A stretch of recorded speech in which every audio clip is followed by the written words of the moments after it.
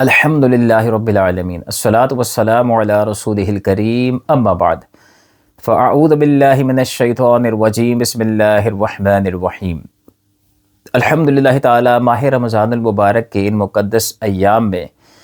اگرچہ چند ایک باقی رہ گئے ہیں، ایک انتہائی اہم مسئلے کی طرف توجہ دلوانا مقصود ہے کہ چلو جتنے دن باقی رہ گئے اللہ تعالیٰ ان تمام دنوں کو انتہائی احسن انداز میں عبادت کے ساتھ گزارنے کی توفیق عطا فرما دے۔ لیکن مسئلہ یہ ہے کہ یہ دیکھا گیا ہے کہ رمضان المبارک کے بالخصوص آخری عشرے میں بازاروں میں رش بڑھ جاتا ہے۔ یہ بتایا گیا ہے کہ آخری عشرے میں بعض برانڈڈ کمپنیز جو ہیں اپنے نئے ڈیزائن اسی عشرے میں لانچ کرتی ہیں، جس کی وجہ سے رش بڑھ جاتا ہے۔ اور بعض لوگ خاص طور پر اسی عشرے میں اپنی شاپنگ کے پلان بھی کرتے ہیں کہ بھئی پہلے عبادت کر لیں، آخری عشرے میں شاپنگ کر لیں گے۔ تو اسی طرح بعض اوقات دعوتوں کے حوالے سے بھی یہ دیکھا گیا ہے کہ پہلے 2 عشروں میں عبادت کر لیں،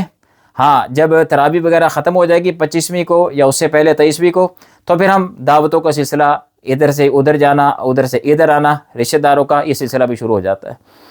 لیکن مسئلہ یہ ہے کہ رمضان المبارک کا آخری عشرہ انتہائی اہم عشرہ ہے۔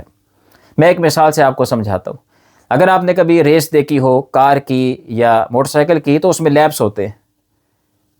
جس نے ان لیپس کو پہلے کور کر لیا وہ جیت گیا۔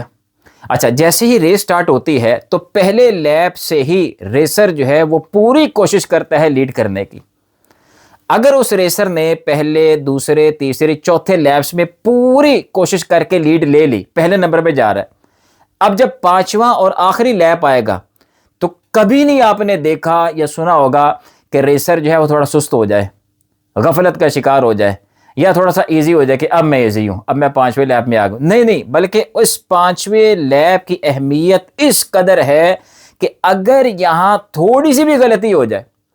تھوڑی سی بھی سستی ہو جائے، تو اس کے اس سستی کی وجہ سے اس کے پہلے 4 لیپس، وہ جو ساری محنت ہے وہ سب ضائع ہو جائے گی۔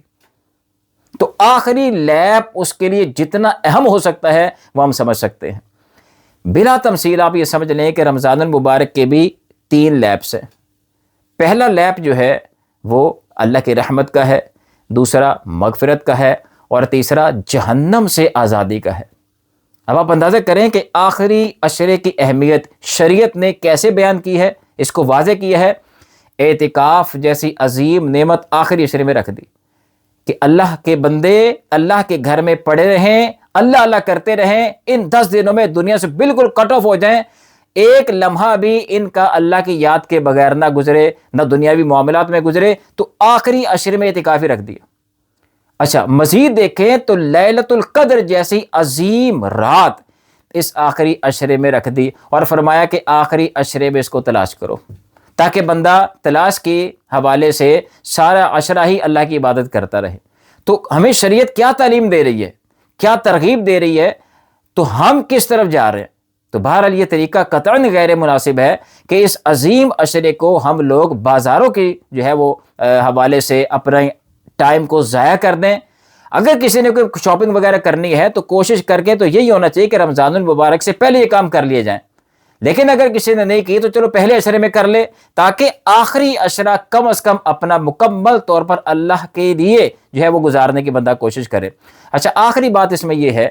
کہ یہ بھی دیکھا گیا ہے، اکثر ایسا ہو جاتا ہے کہ اکثر لوگ شادیاں جو ہیں وہ عید کے فوراً بعد رکھیں گے، جی عید کے 1 ہفتے کے بعد، عید کے 2 دن کے بعد، عید کے 3 دن کے بعد۔ اب سوال یہ ہے کہ ہمارے ہاں کی جو شادیاں ہیں وہ آپ جانتے ہیں کہ 1 سال پہلے سے ہی تیاریاں شروع ہو جاتی ہیں، اور جیسے جیسے دن قریب آتے جاتے ہیں ایسا نہیں ہوتا کہ اب بندہ ایزی ہونا شروع ہو جائے، بلکہ مصروفیت بڑھتی چلی جاتی ہے، اور بازاروں کے چکر اتنے ہی زیادہ لگنے شروع ہو جاتے ہیں۔ بھائی کارڈ بنوانے ہیں، چھپوانے ہیں، لے کے آنا ہے، لے کے جانا ہے، کارڈ آ جائیں گے، پھر بانٹنے کے لیے جانا ہے، بھئی کون سا ہال ہے، کہاں کرنا ہے، کیا کھانا ہے، کیا پکانا ہے، کیا پہننا ہے۔ دونوں خاندان، لڑکے والے، لڑکی والے، اور ان کے ساتھ وہ تمام سینکڑوں خاندان جنہوں نے اس شادی میں شرکت کرنی ہے، وہ سب کے سب 1 مہینہ پہلے اس قدر شدید مصروف ہو جاتے ہیں کہ ان کو اپنی ہوش نہیں رہتی بازاروں کے چکر۔ حالانکہ دلہا دلہن کی تو مصروفیات بے حد و حساب ہو جاتی ہیں، لیکن جو لوگ آنے والے ہیں، اس شادی کو اٹینڈ کرنے والے ہیں، ایک مہینہ پہلے ان کی مصروفیات نہیں ختم ہوتی۔ تو میں آپ سے یہ پوچھتا ہوں کہ جس کا فوراً عید کے بعد نکاح ہے، شادی ہے، اور موجودہ دور کی شادیاں ہیں، تو اب اس میں بتائیں کہ وہ قوم، وہ خاندان یا ان سے جڑے افراد وہ کس طرح رمضان المبارک کو انتہائی ادب، تمیز طریقے کے ساتھ، عبادت کے ساتھ گزار سکتے۔ اتنی مصروفیت والا معاملہ آپ نے درمیان میں ہی رمضان المبارک کی بالکل ہی بات کر دی ہے۔